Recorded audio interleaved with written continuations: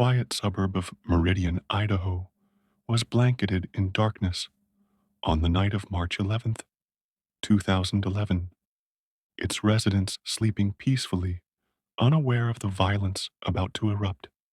At 12:37 a.m., the stillness was shattered by three thunderous gunshots echoing through the Walgreens parking lot.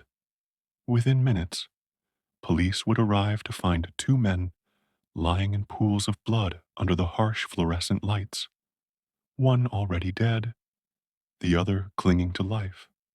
Between them stood a trembling woman, her hands covering her mouth in shock, her life unraveling in real time. This wasn't just another crime of passion. This was the catastrophic climax of months of deception, betrayal, and two marriages pushed to the breaking point.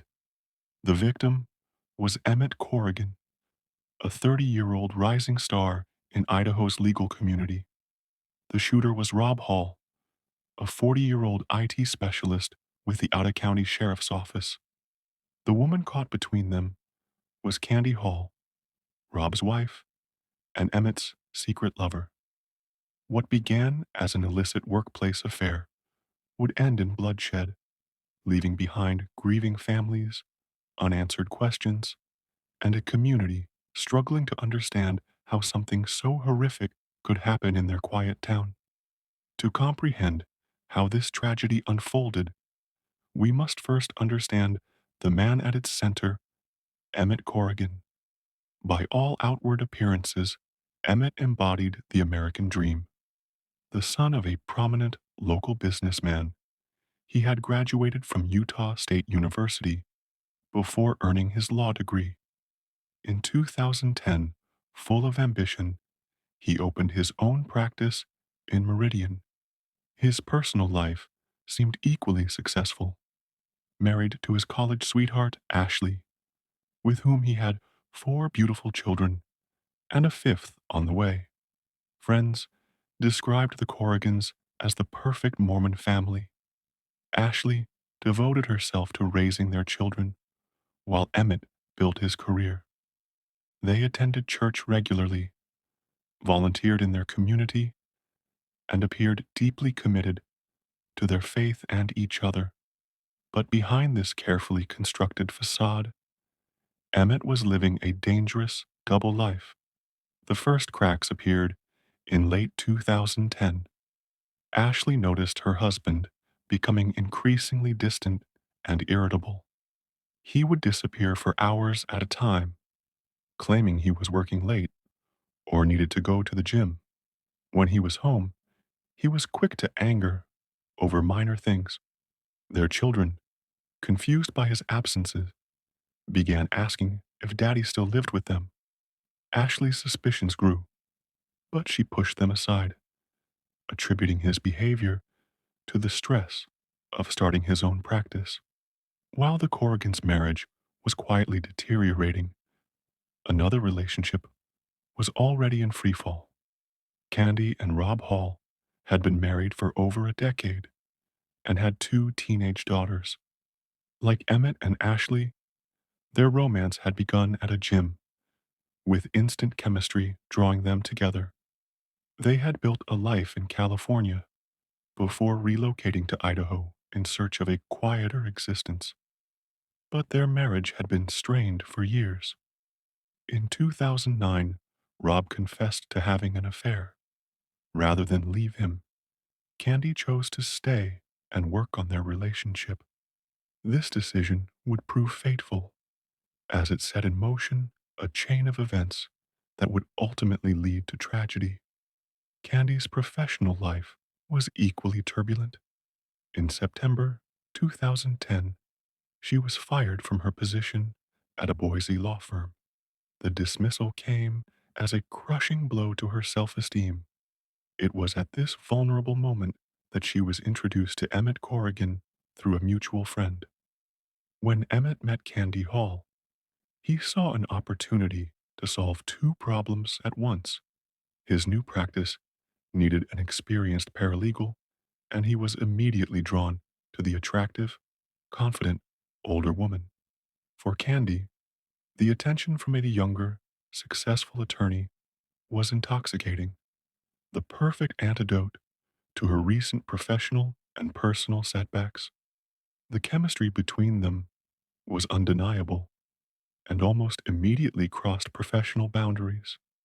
Co-workers at the small law office noticed the lingering touches, the private jokes, the way they would disappear together during lunch breaks.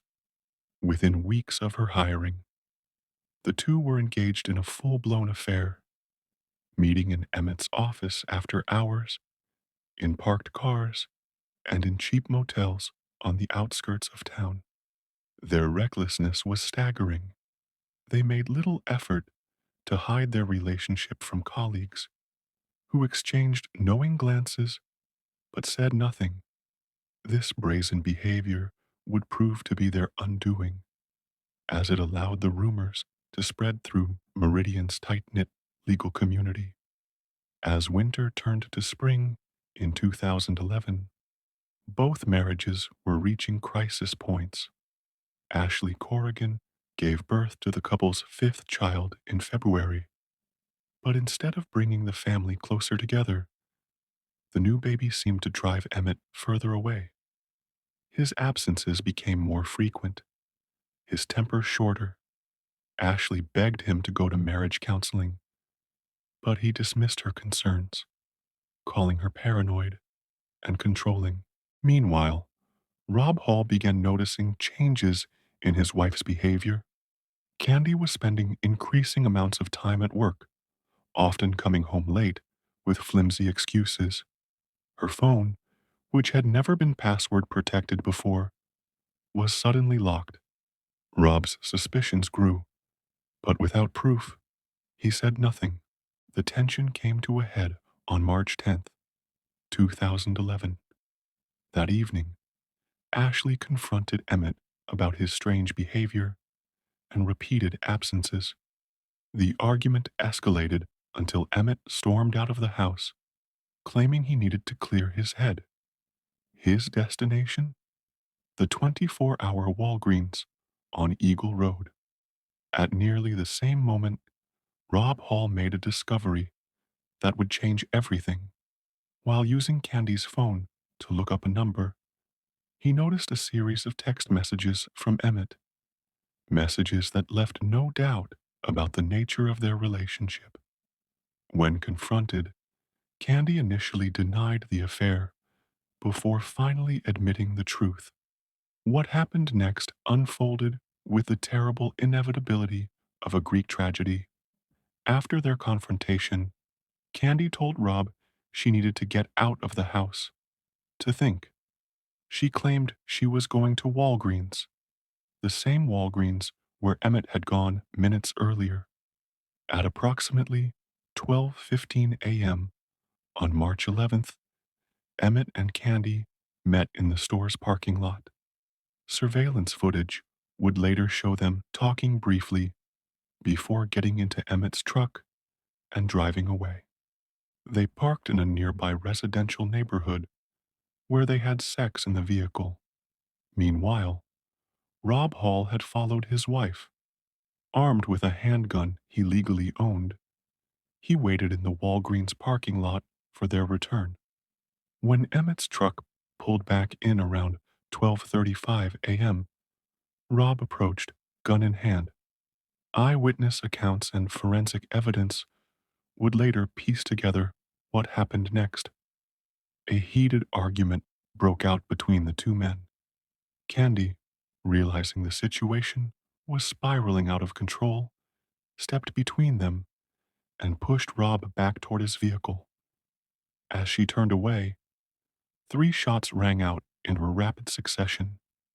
When Candy turned back, she saw both men on the ground. Rob had been shot in the head, but was still conscious. Emmett lay motionless, blood spreading across his chest from wounds to his head and heart. Paramedics arrived within minutes, but it was too late for Emmett Corrigan. He was pronounced dead at the scene. Rob Hall was rushed to the hospital in critical condition, but would survive his injuries. In the days following the shooting, two very different stories emerged. Rob Hall, through his attorneys, claimed he had no memory of the actual shooting due to his head wound. His defense team argued that Emmett, who had amphetamines and steroids in his system, had attacked Rob first. In the struggle that followed, the gun had gone off, wounding Rob before he regained control and fired in self-defense. Prosecutors painted a much darker picture. They argued that Rob had brought the gun with the specific intent of confronting Emmett. After shooting Emmett twice at close range, once in the head and once in the heart, he had then turned the gun on himself in a failed suicide attempt. Adding to the mystery was Candy Hall's ever-changing testimony. Initially, she claimed she hadn't seen the actual shooting.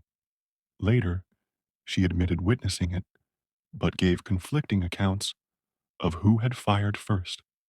Her credibility was so thoroughly undermined that the trial judge would later remark he had never seen a witness so completely discredited.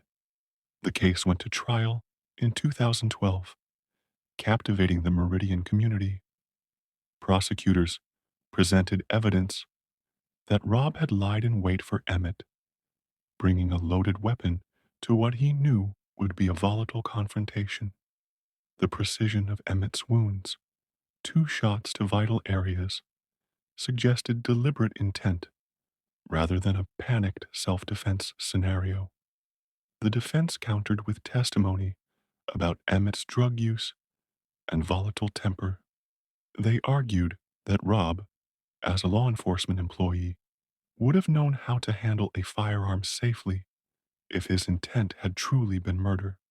After weeks of testimony and just 3 days of deliberation, the jury returned with a verdict: guilty of second-degree murder. Rob Hall was sentenced to 30 years in prison, with the possibility of parole in 2028.